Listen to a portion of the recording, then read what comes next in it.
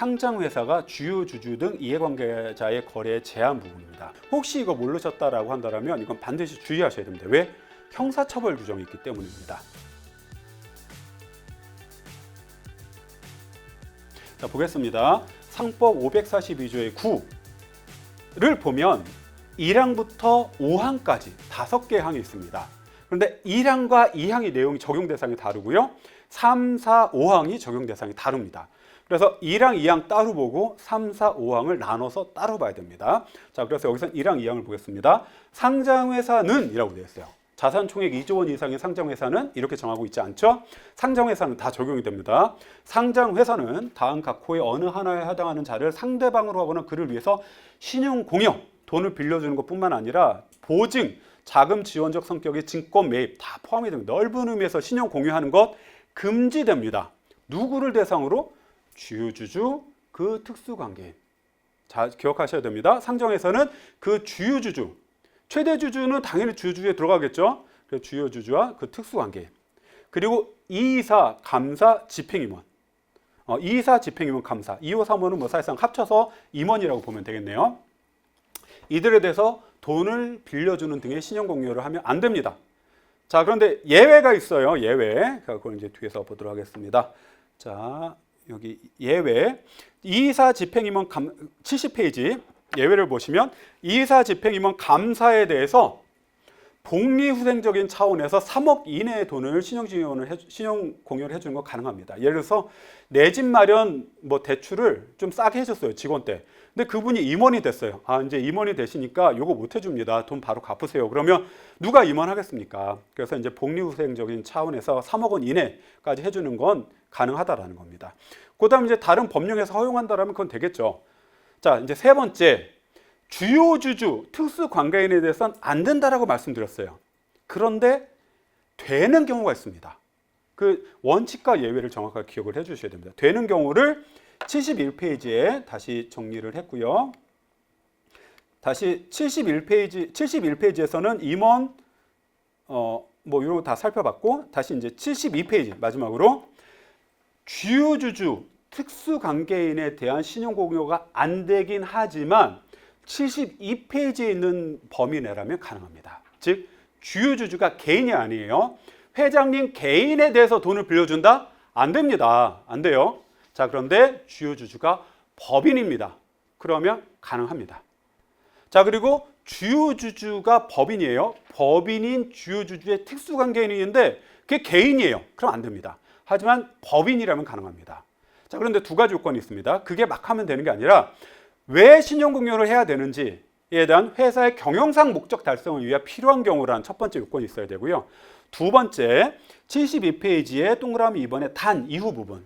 이게 좀 어려워 보이지만 쉽게 말씀드리면 개인인 주요 주주가 더 지분이 많지 않은 법인이어야 되는 거예요. 왜 이런 단서가 있을까요? 개인인 주요 주주가 개인인 특수관계인한테 돈을 빌릴 수 없다 보니까 야, 너 그냥 껍데기 회사 하나 만들어. 그래가지고 돈 빌려줄게. 그럼 너한테 가는 거잖아. 이렇게 꼼수를 부릴 수 있다 보니까 개인인 주요 주주가 가지고 있는 출자 지분보다 회사 그리고 뭐 관련된 그 법인들이 갖고 있는 지분율이 더 높은 계열회사, 이런 경우가 가능하다는 겁니다. 단서는 그런 취지로 이해하시면 보시면 됩니다. 자, 그럼 예외 두 가지 봤습니다. 주요 주주 중에 법인인 자, 법인인 주요 주주의 특수관계인 중에 법인. 자, 마지막으로 개인인 주요 주주 자체는 돈을 빌려줄 수가 없어요. 근데 개인인 주요 주주의 특수관계인 중에 법인 이 경우에는 돈을 빌려줄 수가 있습니다. 자, 이 경우에도 당연히 그 법인은 개인인 주요 주주가 지분율이 더 많으면 안 되겠죠. 자, 그 제한, 이 세 가지 예외를 기억을 해주셔야 됩니다. 자, 이거를 모르고 막 회장님한테 돈을 신용공여를 해준다.